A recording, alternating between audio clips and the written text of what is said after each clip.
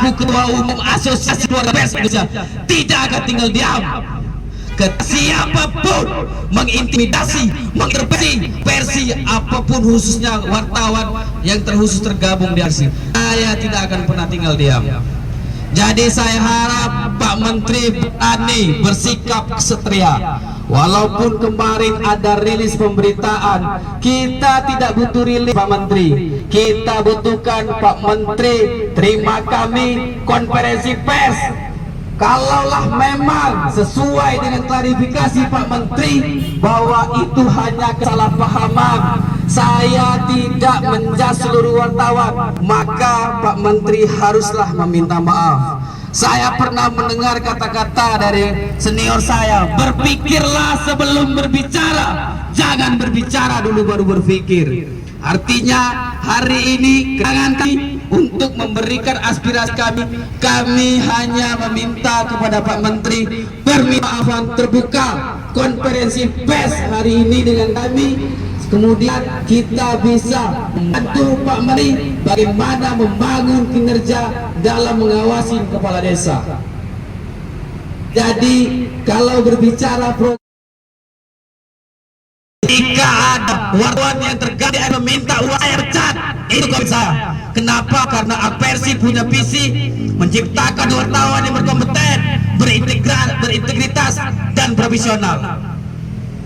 Jadi tolong dipahami Pak Menteri, ketika mengucapkan kata-kata, Pak Menteri tidak perlu saya ajari karena Pak Menteri adalah senior saya di organisasi sebelumnya.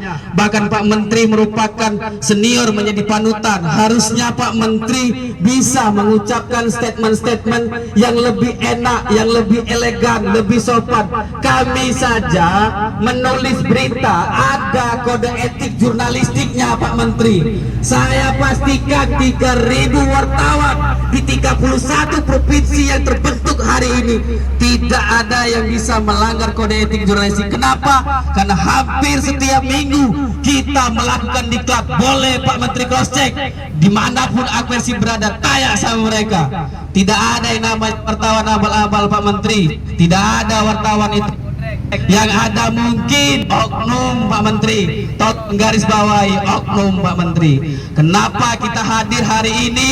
Apersi ke sini karena kami ingin memberitahukan kepada semua pemerintah, lembaga, instansi terkait, jangan pernah kalian intervensi wartawan ataupun jurnalis. Ingat itu ya Pak Kepolisian, saya peringatkan, jangan ada intimidasi kepada jurnalis ataupun wartawan, terkhusus yang tergabung di Apersi. Karena kita bekerja dilindungi oleh Undang-Undang Pers nomor 40 tahun 1999.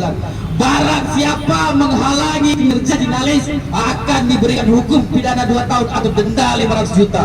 Makanya kita hadir, kita tidak pernah akan tinggal diam ketika lembaga, instansi, pemerintahan menghina, melecehkan, merendahkan, mengintimidasi wartawan atau jurnalis. Apersi tidak akan pernah tinggal diam. Hari ini saya masukkan kemarin surat di Kapolda Metro Jaya, jumlah aksi massa itu 100 orang. Karena mungkin kita tidak tahu apa rencana Yang Maha Kuasa. Jam 10 tadi turunkan hujan, makanya hanya tapi dari hasil rilis kami ketika saya sikat 3.000 mulia pas kenal Pak Menteri. Jangan tangan kalian hanya sedikit, karena kita bukan ormas, kita bukan LSM, kita organisasi profesi, kita organisasi wartawan yang punya etik, yang punya kode etik, berpegang teguh kepada Undang-Undang Pers nomor 40 tahun 99. Jadi Pak Menteri jangan tersinggung dan jangan marah dengan kehadiran kami di sini. Inilah bentuk kami menyampaikan aspirasi kami supaya nanti ke depan Pak Menteri tidak